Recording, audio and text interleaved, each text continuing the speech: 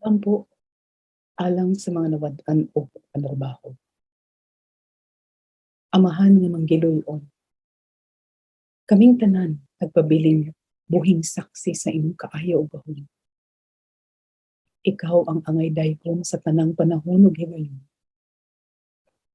Daghang salamat sa kinabuhi nga imong gihatag sa matag segundo nga among natagamtaman ang imong pagpangga ug kaayo dinhi kanamo.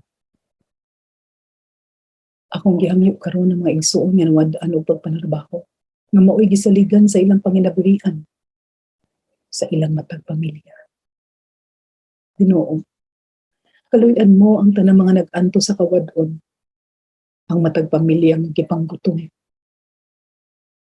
Ayaw pasagdi amahan nga mahimutang sila sa alaot.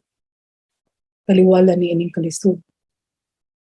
Hinaot nga di sila mawad-an usab og panimalay tungod kay di na sila kabayad unya sa ilang pagpangabang.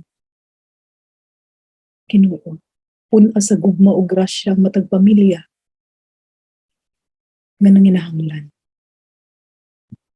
Walay imposible nga na kanimo.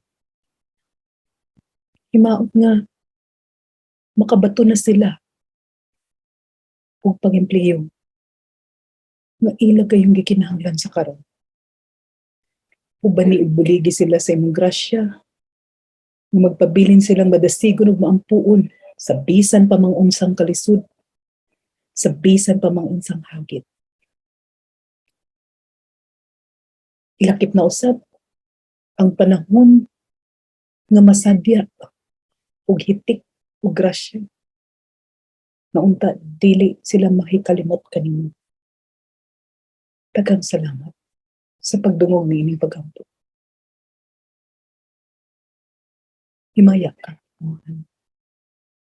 Amen.